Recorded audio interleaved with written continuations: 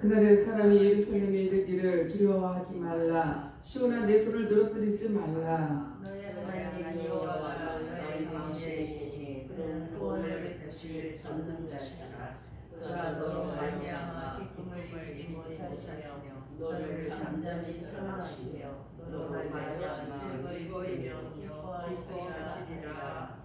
내가 절기로 말미암아 근심하는 자들을 모으리니 그들은 내게 속한 자라. 그들에게 지워진 짐이 치욕이 되었느니라. 그때 내가 너를 명령을 따라오라고 손을 들고 오며 쫓겨난 자를 보며 온 세상에서 수욕을 받는 자에게 칭찬과 명성을 얻게 하리라. 함께요. 내가 그때 너희를 이끌고 그때 너희를 모을지라. 내가 너희 목전에서 너희 사로잡힘을 돌이킬 때 너희에게 전하 만민 가운데서 명성과 칭찬을 얻게 하리라. 여호와의 말입니다.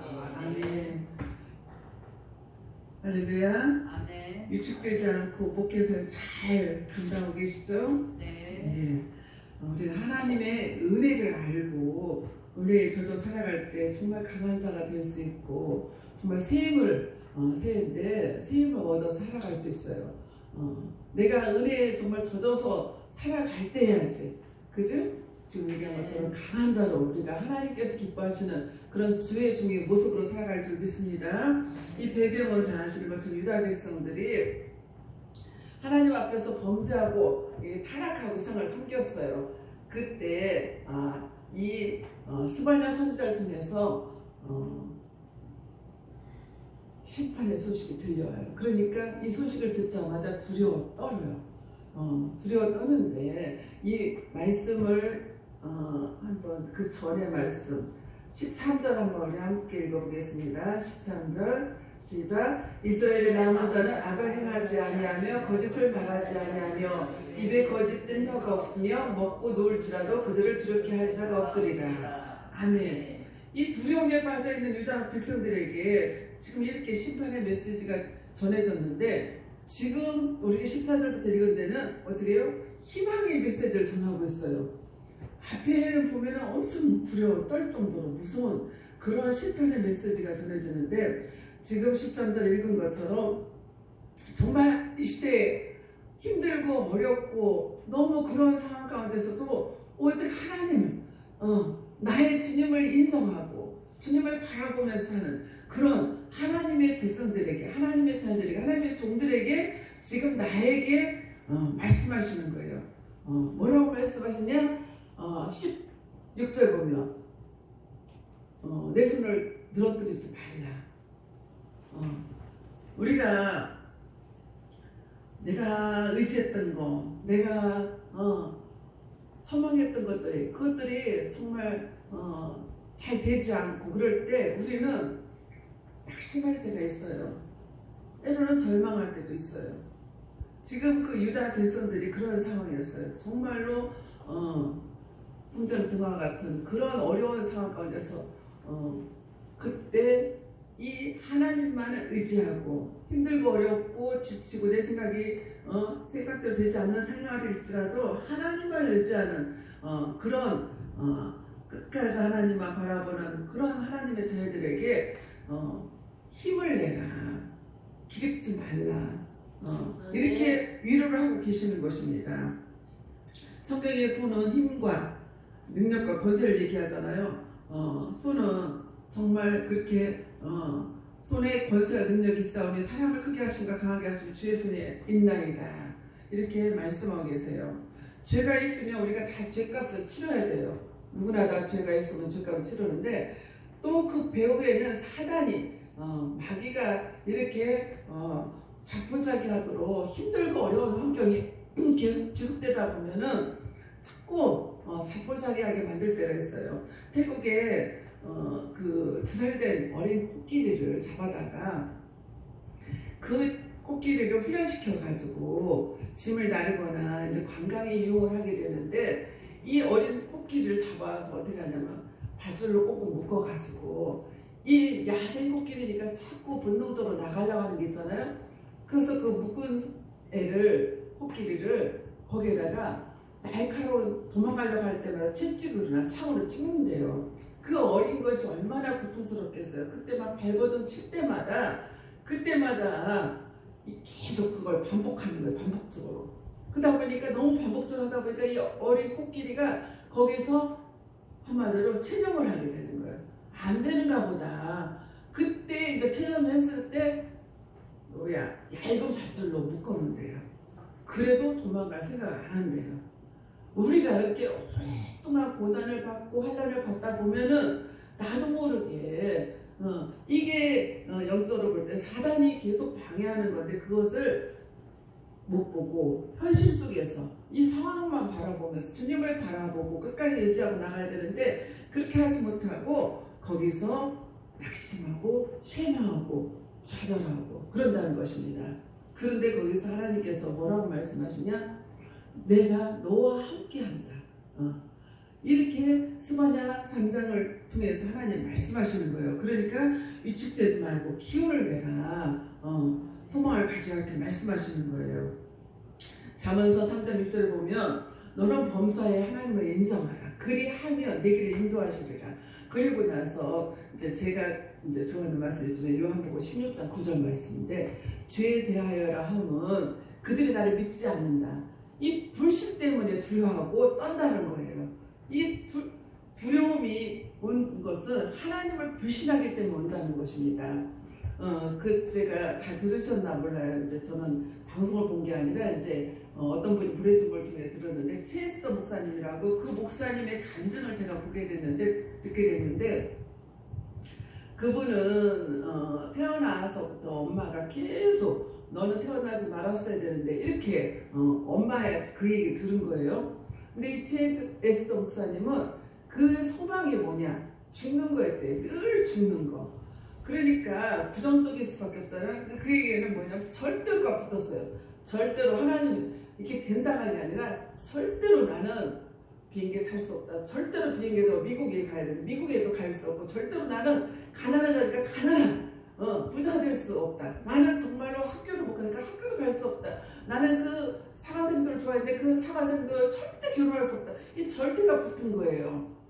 그 간증을 듣는 순간에 제가 그 집에서 바닥에 식탁 바닥에서 딱 엎드려서 얼마나 행복했는지 몰라요. 믿음 있는 줄 알았는데 믿음 없는 저를 본 거예요. 그 간증을 통해서 불신이 저에게 있었다는 거예요. 해결도 안 되니까 나는 정말 안 되나 보다. 그 어린 아기 코끼리처럼 정말 난 안 되나 보다. 이런 절망감에 좌절에 빠져가지고 그런 나에게 그 간증을 통해서 하나님 저 모습을 보게 했어요. 죄에 대하여 함은 네가 그들이 아니라 내가 하나님을 제가 믿지 않고 불신했다는 거예요. 그래서 하나님이 이 말씀을 통해서 15절에 보면 내 형벌을 제거하셨고 이 땅에서 가장 우리가 살아가면서 큰 축복은 죄와 죽음에서 건져주는 우리가 그 죄상을 받은 것이 가장 큰 축복이잖아요. 그렇게 예수님께서 나의 죄를 위해서 십자가에서 수치와 형벌을 다 받으시고 우리를 죄와 사망에서 건져주셨잖아요. 그래서 죄값을 주님께서 치르셨다고 말씀하시는데 우리는 그거를 우리가 아니라 제가 불신하고 있었다는 거예요. 후안 까를로서 제자입니까라는 그분이 저술가이고 또 신학자이고 목사인데 그도 말씀을 강단에서는 주님께서 과거에 이제 현재 이제 미래에 이제 다 사하셨습니다. 막 설교를 정말 요청하게 했어요. 그런데 이 후안 까를로스 이분 역시도 말씀이 믿어지지 않았던 거예요. 정말 내 죄를 사해 주셨을까? 그런 불신이 그 안에 있었다는 거예요. 근데 어느 날 말씀을 듣다가 그에게 딱 말씀을 깨닫는 은혜를 부어주신 거예요. 하나님께서. 그러니까 어느 날 하나님이 뭐라고 들려주시냐. 그 마음에 들려오는 소리가 예수님의 피로 너를 죄에서 깨끗하게 해주셨는데 네가 나보다 거룩하냐.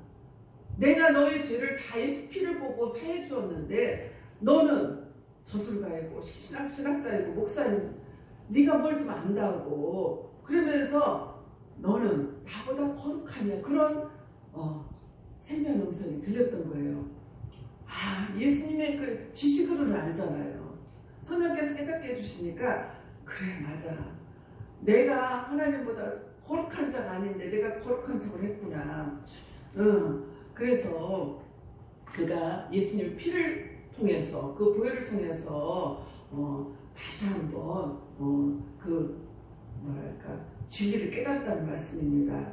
포항가루로서 다 알잖아요. 내 인생의 주인이 주님이라면 아무 걱정이 없는데, 주님이라고 입으로는 인정하고 말로는 해요. 그런데 실제적으로는 환경 속에서 이렇게 두려워 떨고 염려 근심하는 거 아니라는 거예요. 그 피는 다 아는 것처럼 그 피가 구원이고 영생이고, 그 피가 우리를 생명 가운데 인도하잖아요. 요한일서 1장 7절 보면 그가 빛 가운데 계신 것 같이 우리도 빛 가운데 행하면 우리가 서로 사귐이 있고 그 아들 예수의 피가 우리를 모든 죄에서 깨끗하게 하실 것이요, 그 피 속에 죄사함도 주님의 의도 다 포함되어 있다는 것입니다. 육의 생명은 목이요 심장이지만 영의 생명, 우리가 아는 것처럼 보혈이고 주님의 말씀이에요. 그래서 보혈이 구원이고 보혈이 생명이고 보혈이 영생이에요. 그래서 우리에게 너희는 먼저 그의 나라와 그의 의를 구하라고, 어떤 일이 있어도 하나님의 나라와 그 의를 먼저 구하라고 말씀하고 계시는 것입니다. 그래서 주님의 은혜로 우리는 보혈로 내 죄를 씻고 구원받았다는 거예요.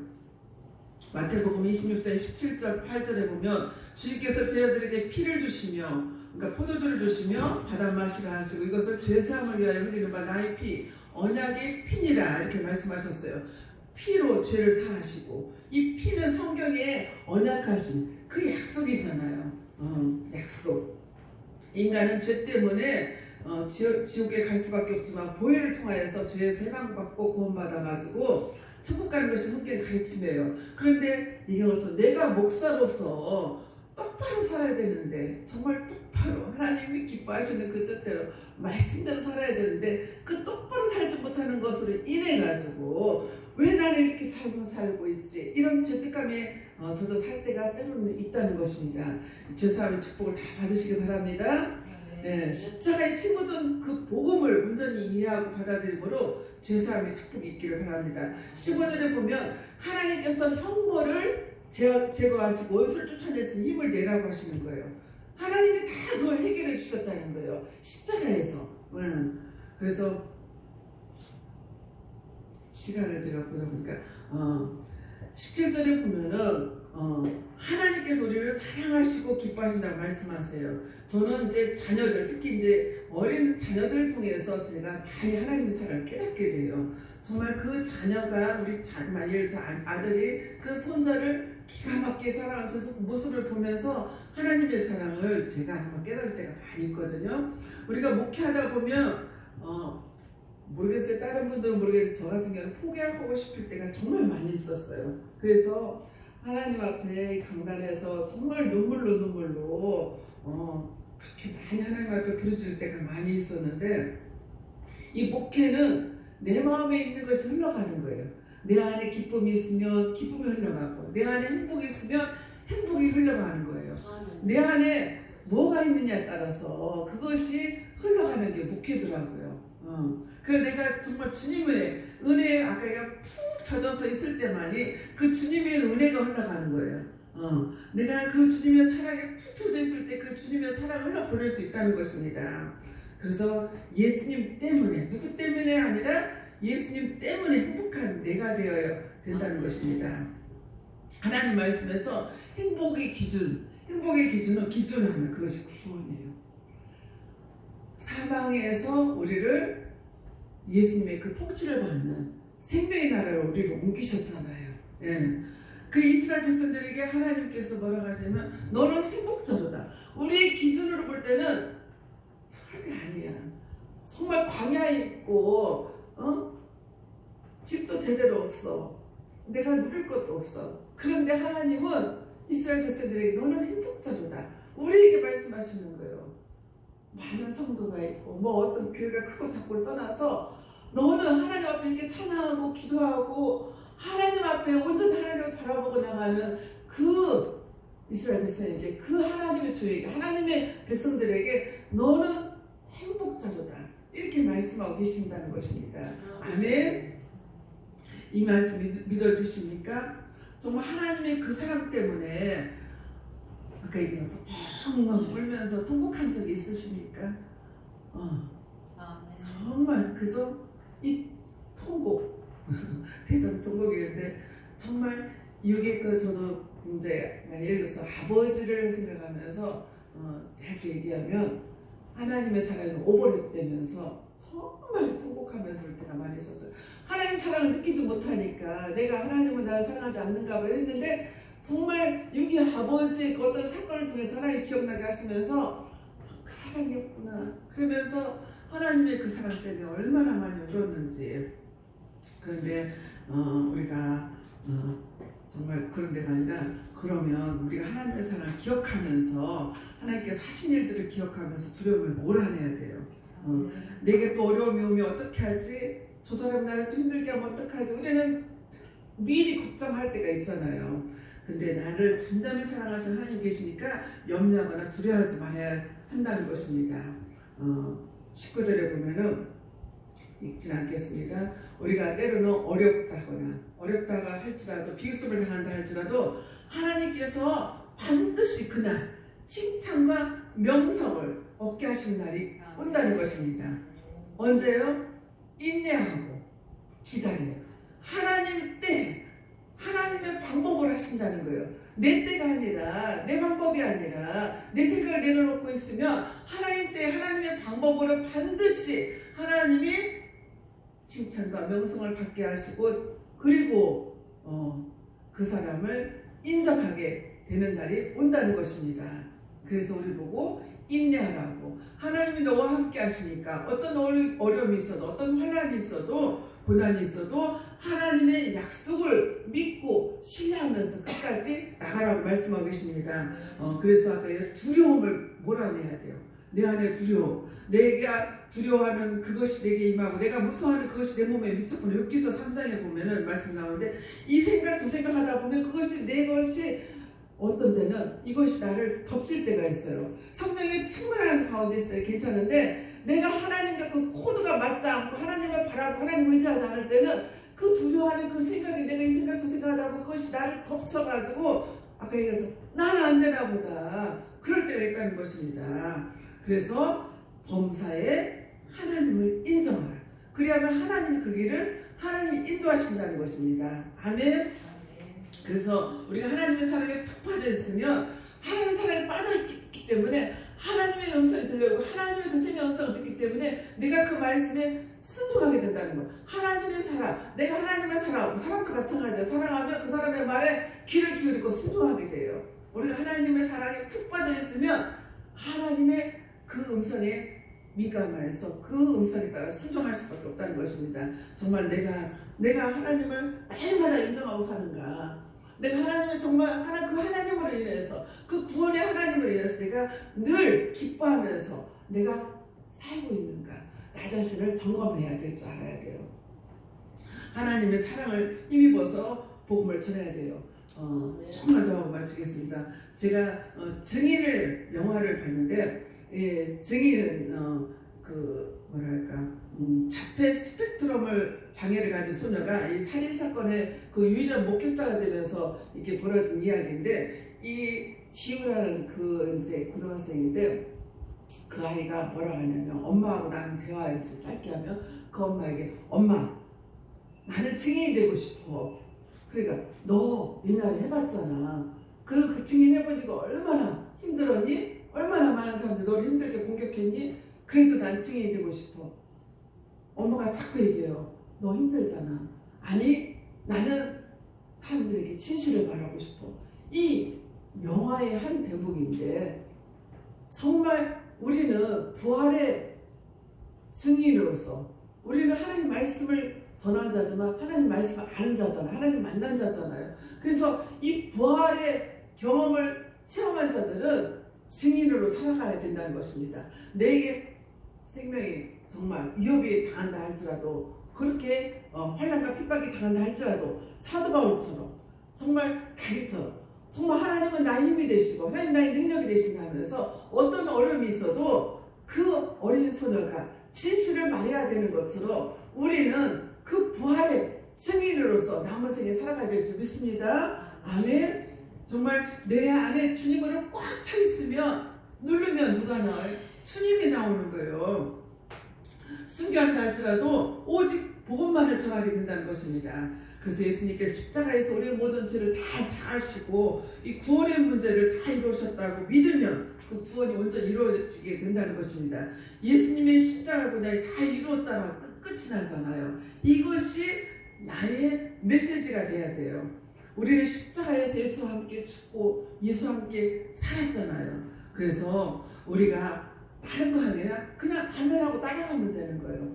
그냥 이 고난도 어떤 사명도 하나님이 주님이 담당하게 해주신다는 거예요. 십자가에서 다 이루어 주셨기 때문에. 그래서 사람은 이 믿는 대로 말하고 행동해요. 이 확신이 들잖아요. 그럼 말이 달라지고 이 표정이 달라지고 또 행동이 달라져요. 내가 정말 그 주님이 다윗처럼 어떤 환경 속에 나를 누가 죽인다 할지라도 그 주님이 나를 끝까지 인도하시고 끝까지 나를 사랑하는, 나를 붙잡아 준다는 그 확신이 들면은 그 확신대로 밀고 나간다는 것입니다. 믿음은 하나님의 신실하심을 끝까지 믿고 나가는 거예요. 끝까지 믿음 버티는 거라고 했잖아요. 버티는 거냐 주님 안에서. 지금은 힘이 없고 정말 내가 볼 때 안 되는 것 같아, 실패하는 것 같아, 실패한 인생인 것 같아.